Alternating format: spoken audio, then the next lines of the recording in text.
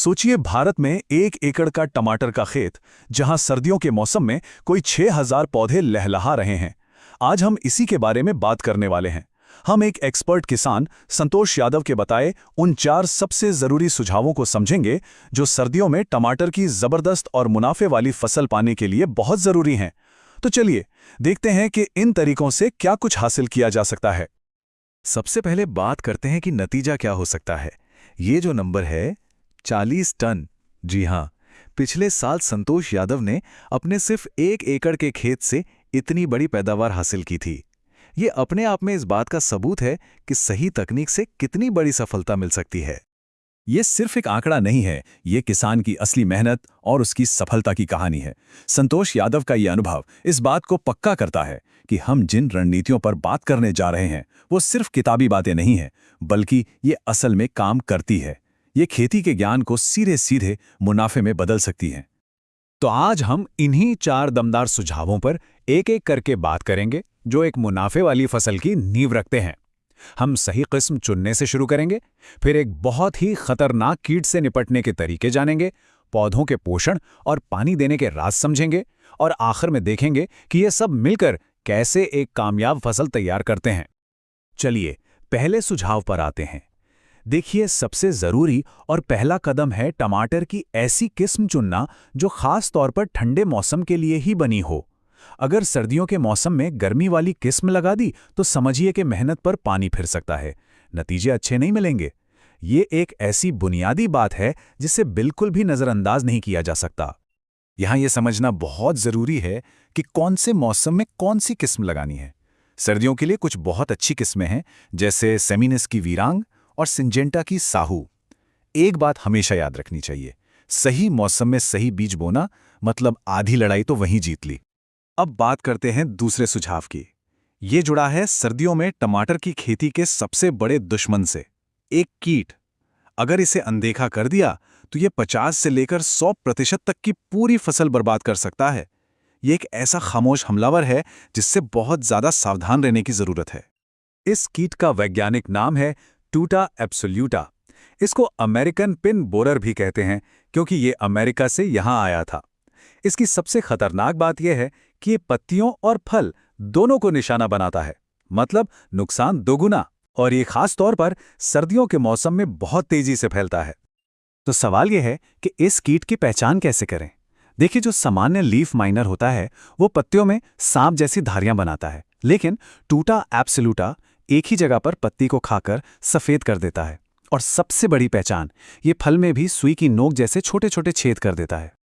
इसका फैलना समझना भी जरूरी है। इसका जो पूरा जीवन चक्र है वो लगभग 30 से 35 दिनों का होता है। एक वयस्क पतंगा पत्तियों पर अंडे देता है, जिससे लार्वा यानी इल्ली निकलती है। असली नुकसान यही लार्वा करता है, जो पत्तियों और फलों को खाता है।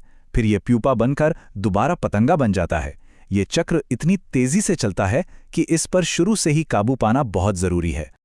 तो फिर इससे निपटा कैसे जाएं? जवाब है एकीकृत कीट प्रबंधन, यानी IPM। इसका मतलब है कि हमें 3 तरफ से हमला करना होगा। पहला, फेरोमोन और लाइट ट्रैप जैसे जाल लगाकर पतंगों को पकड़ना।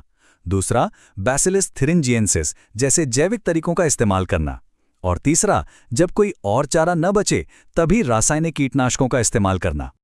अगर इसे और आसान भाषा में समझें तो प्रति एकड़ खेत में लगभग 40 से 50 पीले स्टिकी ट्रैप, 10 से 12 फेरोमोन ट्रैप और 2 सोलर लाइट ट्रैप लगाने चाहिए। ये एक तरह से खेत के लिए एक सुरक्षा कवच बना देता है और कीटों के हमले से पहले ही हमें सावधान कर देता है। चलिए अब आते हैं हमारे तीसरे सूत्र पर, यानी कि पोषण। सर्दियों में पौधों को सही खाना पानी देना बहुत बहुत जरूरी है, क्योंकि जब मिट्टी ठंडी होती है तो पौधों के लिए नाइट्रोजन जैसे जरूरी पोषक तत्वों को जमीन से खींचना मुश्किल हो जाता है। बात सीधी सी है, ठंडे मौसम में पौधों के पोषण को हल्के में नहीं ले सकते। पौधों को स्वस्थ और मजबूत रखने के लिए एक लगातार और संतुलित पोषण की योजना बनाना बेहद जरूरी है, वरना पौधे तनाव में आ जाएंगे। हमारा चौथा और आखिरी सुझाव पानी देने यानी सिंचाई से जुड़ा है। सर्दियों में पानी का मैनेजमेंट बहुत ही नाजुक काम है, ताकि पौधों पर जरा भी तनाव न पड़े। इसके लिए एक बहुत ही सरल, असरदार और बिल्कुल मुफ्त तरीका है, जिसे हैंड फील विधि कहते हैं। ये बहुत ही आसान है। बस पौधे के जड़ों के पास से थोड़ी मिट्टी लेनी है और उसे अपनी मुट्ठी में मजबूती से दबाना है। ये एक छोटा सा टेस्ट तुरंत बता देगा कि खेत को पानी की जरूरत है या नहीं। और इसके नतीजों को समझना तो और भी आसान है। अगर हाथ में कीचड़ जैसा लगे या हाथ गीला हो जाए तो मतलब है कि नमी काफी है, पानी नहीं देना है। लेकिन अगर मिट्टी भुरभुरी होकर गिर जाए और हाथ सूखा रहे तो ये साफ संकेत है कि अब सिंचाई करने का वक्त हो गया है। कुछ और बातें भी हैं जिनका ध्यान रखना चाहिए। पानी हमेशा सुबह या शाम को ही दें। ये भी याद रखें कि हल्की मिट्टी जल्दी सूखती है, जबकि भारी काली मिट्टी नमी को ज्यादा देर तक रोक कर रखती है। सही नमी से ही पौधा अपने लिए जरूरी पोषक तत्वों को अच्छे से सोख पाता है।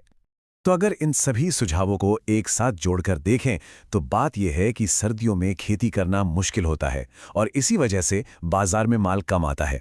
इसलिए जो किसान इन मुश्किलों से पार पा लेता है उसे अक्सर बाजार में अच्छी कीमतें और ज्यादा मुनाफा मिलता है।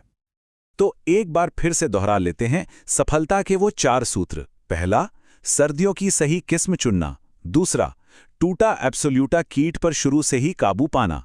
तीसरा, लगातार सही पोषण देना। और चौथा, हैंड फील तरीके से स्मार्ट सिंचाई करना। ये 4 स्तंभ एक मुनाफे वाली फसल तैयार करने में बहुत मदद करेंगे। तो हम इस पूरी बातचीत को एक सवाल के साथ खत्म करते हैं। ये रणनीतियां अपनाने से सफलता की संभावना तो बहुत ज्यादा बढ़ जाती है, लेकिन क्या बम्पर मुनाफा मिलना तय है? देखिए, खेती में हमेशा कुछ चीजें हमारे हाथ में नहीं होती। आखिर में लगातार मेहनत और सही देखभाल ही सफलता का सबसे आखिरी और सबसे जरूरी घटक है।